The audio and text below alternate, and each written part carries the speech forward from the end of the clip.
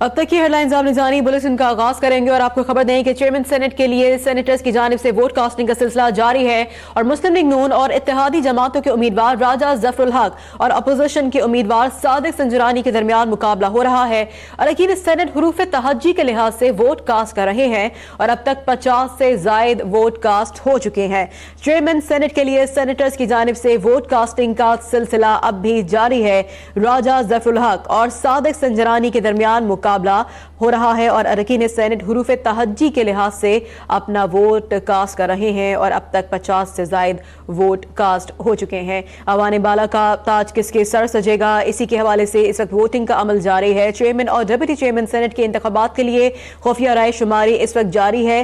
राजा जफरुल हक और मीर सादिक संजरानी चेयरमैन की दौड़ में शरीक हैं, जबकि उस्मान काकर अपोजिशन के सलीम मानवी वाला को टफ टाइम देने के लिए तैयार है। मुस्लिम लीग नून और अपोजिशन के चुनाव के लिए दरकार 53 से ज्यादा अरकान की हिमायत हासिल होने का दावा भी किया गया है। इस वक्त अब तक न्यूज के नुमाइंदे अब्दुल रज़ाक खट्टी हमारे साथ हैं, उनसे मजीद इस बारे में जानेंगे। अब्दुल रज़ाक, वोट कास्टिंग का सिलसिला कहां तक पहुंचा है?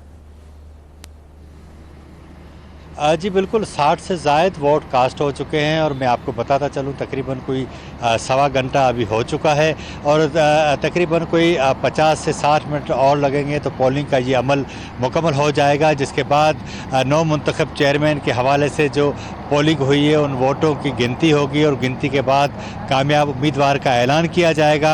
प्रिजाइडिंग अफसर सरदार याकूब नासिर कामयाब उम्मीदवार का ऐलान करेंगे और उसके बाद उन्हें हल्फ सरदार याकूब नासिरी उनसे हल्फ लेंगे। उसके बाद चेयरमैन 9 मुंतखब चेयरमैन को सेनेट चेयरमैन की निशस्त हवाले कर दी जाएगी, जिसके बाद 9 मुंतखब चेयरमैन सेनेट डिप्टी चेयरमैन के इंतखाबात के शेड्यूल का ऐलान करेंगे और एक बार फिर डिप्टी चेयरमैन के लिए पोलिंग का अमल शुरू होगा। वही तरीक़ेकार होगा, खुफिया बैलेट पेपर होगा, पोलिंग बूथ के अंदर मोबाइल फ़ोन ले जाने पर पाबंदी आयद की जाएगी और उसके साथ साथ बैलेट पेपर का फ़ोटो निकालने पर भी पाबंदी है। मैं आपको बताता चलूँ कि 60 से ज़ायद वोट के बाद आज दौरान पोलिंग चौधरी तनवीर जो हुक्मरान मुस्लिम लीग नून के सेनेटर हैं, उन्होंने मुश्तरका अपोजिशन के जो उम्मीदवार हैं सादिक संजरानी, उनकी नामजदगी पर एतराज़ किया। उन्होंने कहा कि उनकी उम्र जो है वो 45 साल से कम है और वो सेनेट चेयरमैन ही सदर ममलिकत की गैर मौजूदगी में सदर बनते हैं, इसलिए सदर ममलिकत के हवाले से 45 साल की एज जो है वो आइनी तौर पर मुतसादम है। लेकिन उनके पॉइंट ऑफ आर्डर को जो है वो सरदार याकूब नासिर ने इंडोर्स नहीं किया और उन्हें बात करने का मौका भी नहीं दिया। इस हवाले से मुख्तलिफ वज़रा जो सेनेट ऐवान के पिछली नशस्तों पर मौजूद है वो आपस में सलाह मशवरे भी कर रहे हैं, लेकिन उनकी जो बात थी या वो जो उनकी शिकायत थी उसको एड्रेस नहीं किया गया। लेकिन पोलिंग का अमल इस वक्त मुसलसल जारी है और हुरूफ तहजी के हिसाब से तमाम अरकान अपने अपने वोट कास्ट कर रहे हैं। जी अच्छा, अब्दुल रज़ाक भी बताएगा कि इतलात आ रही थी कि जो खालिद मकबूल सिद्दीकी है मुत्तहिदा अक़वाम मूवमेंट के, उनका सलीम मानवी वाला को वोट देने से उन्होंने माजरत की है। इस हवाले से क्या अपडेट करेंगे, क्या बताएंगे?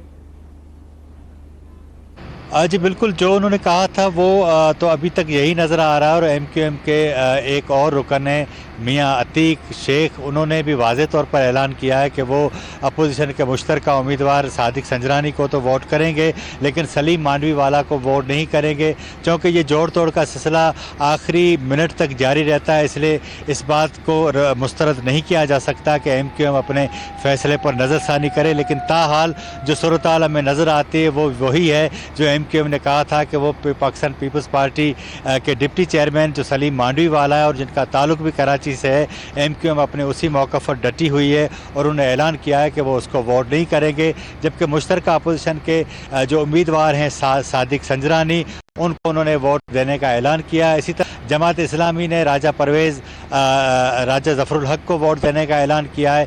JUIF भी हुकूमती सफ़ों में मौजूद है, नेशनल पार्टी, पश्तूनख्वा मैप, इसी तरह से हुकूमत की जो दीगर इत्तेहादी जमातें हैं वो एक पेज पर हमें नज़र आती हैं। जबकि हमें ये भी इतलात हैं कि मुमकिन है सादिक संजरानी के वोट के हवाले से चीज़ें आगे पीछे भी हो सकती है, लेकिन ये अब हमें 1 घंटा इंतज़ार करना पड़ेगा। उसके बाद ये मालूम हो जाएगा कि इस मुल्क में 3 साल के लिए सेनेट ऑफ पाकिस्तान का चेयरमैन कौन बनता है।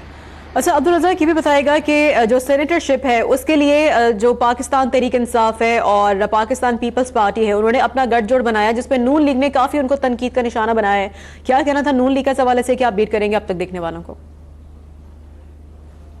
जी, नून लीग ने, इसमें आपको ये बताता चलूँ कि वफाकी वज़ीर ख्वाजा साद रफ़ीक ने वाज़े तौर पर आज दोपहर को अपने इल्ज़ामात दोहराए। उन्होंने कहा है कि जैसे सेनेट इंतखाबात के दौरान हार्स ट्रेडिंग के इल्ज़ामात थे और वो पाकिस्तान पीपल्स पार्टी और दीगर जमातें अपना वही वतीरा अब दोबारा दोहरा रही हैं। उनका कहना था कि उनके अरकान और दीगर अपोजिशन की जो जमातों के अरकान हैं जो उनसे राब्ते में, उन्हें भी नामालूम मकाम पर ले जाया जाता है और उन्हें मजबूर किया जा रहा है कि वो हुकूमत के जो मुंतखब हुकूमत के जो नामजद चेयरमैन के उम्मीदवार हैं उन्हें वोट न करें। इस सिलसिले में मैं आपको ये बताता चलूँ कि ख्वाजा साद रफ़ीक अपने और दीगर जो हुकूमती अकाबरीन है वो भी अपने इस इल्ज़ामात पर अभी तक डटे हुए हैं। उनका कहना है कि हार्स ट्रेडिंग की नई रिवायात डाली जा रही हैं। ये मुमकिन ही नहीं था कि पाकिस्तान पीपल्स पार्टी और तहरीक इंसाफ एक पेज पर आएँ, लेकिन इन मौके पर जो है वो दोनों जमातें जिनका जो है वो इतनी सियासी दुश्मनी इंतहा पर थी, लेकिन एक पेज पर आ गई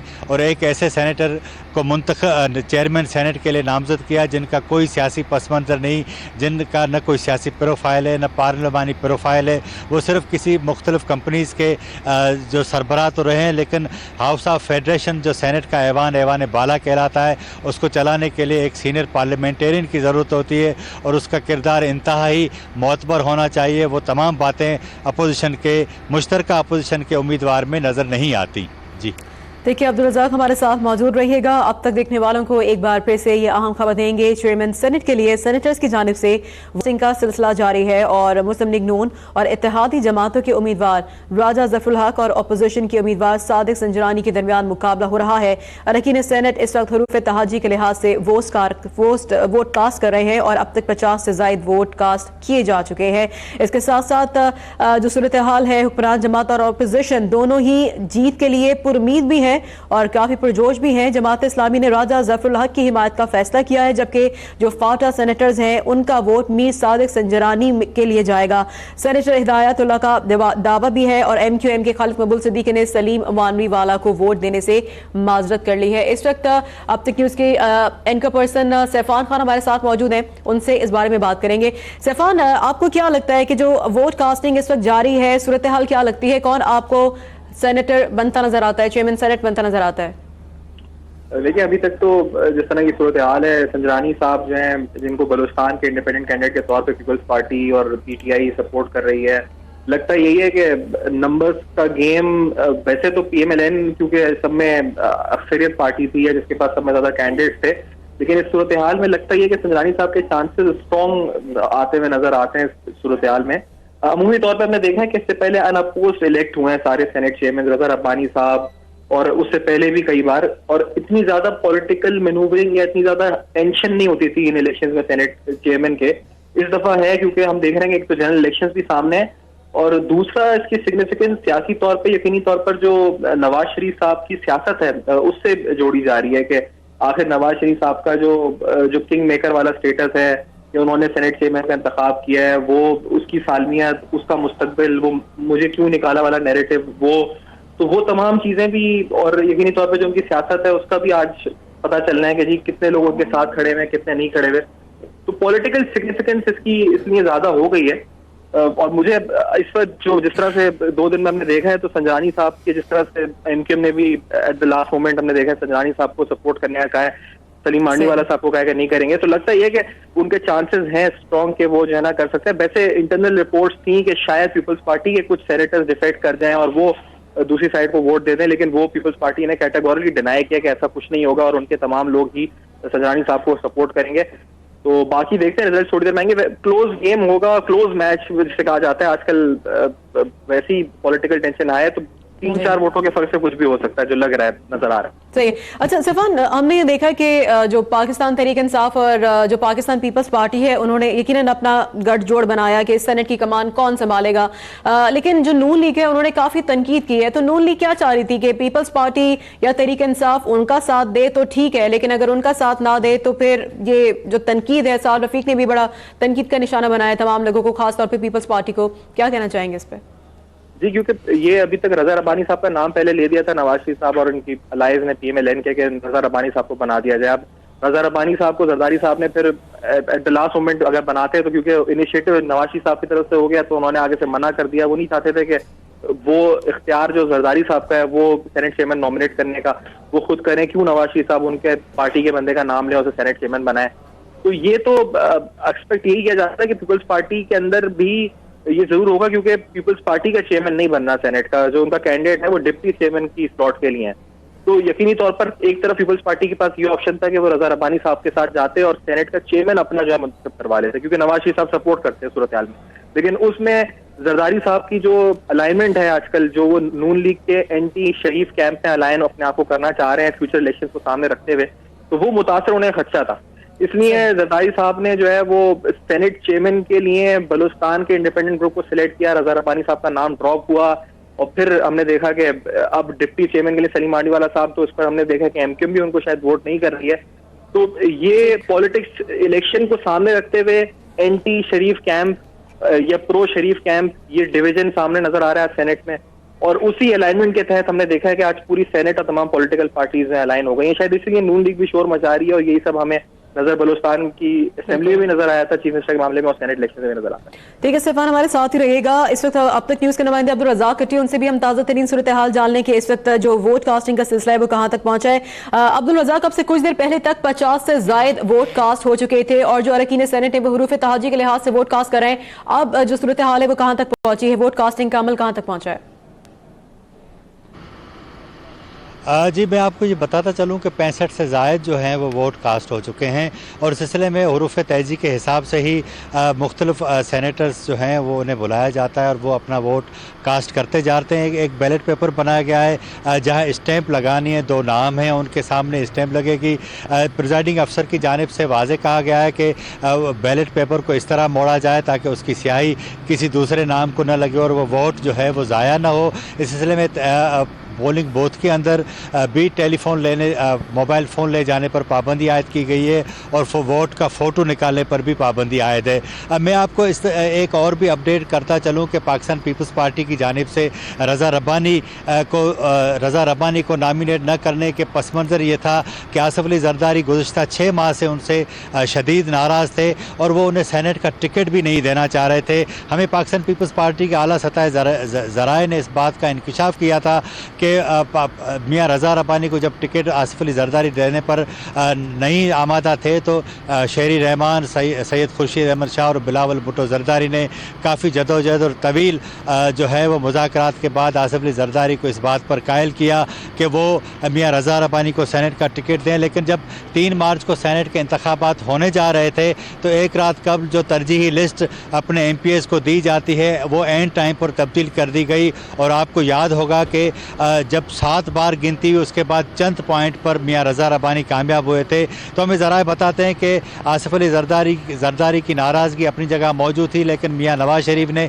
जब उनका नाम लिया तो आसिफ अली जरदारी को एक मौका आया और उन्होंने वाज़े तौर पर पहली बार ऐसा हुआ कि 3 साल इस ऐवान को इंतहाई मोतबर तरीके से और उसको स्ट्रेंथ और मुस्तहकम करने के हवाले से जो मियाँ रज़ा रब्बानी की कुर्बानियाँ थी उनको एक तरफ रख दिया गया, और आसिफ अली जरदारी ने कहा कि 3 साल मियाँ नवाज शरीफ की जो गैर आइनी कोशिशें थी, आज मियाँ रज़ा रब्बानी ने उनको सपोर्ट किया।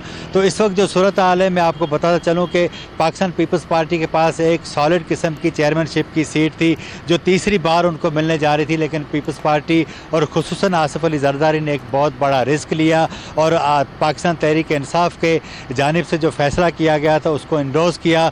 और क्योंकि पाकिस्तान इमरान खान ने पहले अपने सारे वोट जाकर बलूचिस्तान के आज़ाद जो अरकान है जिनकी रहनुमाई वज़ीर आला बलूचिस्तान कर रहे थे उनको दिए, उसके बाद आसिफ अली जरदारी को वो सारे वोट दिए गए, और इस तरह ये एक नई गेम बनी और एक नया सियासी मंजरनामा बना। अगर सादिक संजरानी जीत जाते हैं तो मुझे अंदाज़ा है कि शायद वो 1 या 2 या वोट से ज़्यादा नहीं ले सकेंगे। यही एक फ़र्क होगा जो दोनों उम्मीदवार हैं उनमें होगा, या राजा ज़फ़रुल हक जीत जाएंगे या सादिक संजरानी, लेकिन कोई ज़्यादा बड़ा फ़र्क नहीं होगा।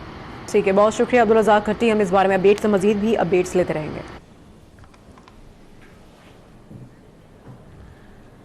अब तक की सूरत हाल आपको बताएं कि 50,000 से ज्यादा वोट कास्ट हो चुके हैं। इसके साथ साथ मुशाहिदुल्लाह खान ने भी अपना वोट कास्ट कर दिया है। राजा जफरुल हक वोट डालने के लिए उठे तो हुकूमती अरकान ने वहां पर डेस्क भी बजाए। चेयरमैन सेनेट के लिए लीगी उम्मीदवार राजा जफरुल हक ने भी अपना वोट कास्ट कर दिया है, जबकि JUIFA के चारों सेनेटर वोट कास्ट करने के बाद ऐवान से चले गए हैं। और इस वक्त जो सूरत हाल है, चेयरमैन सेनेट के लिए सेनेटर्स की जानिब से वोट कास्टिंग का सिलसिला जारी है।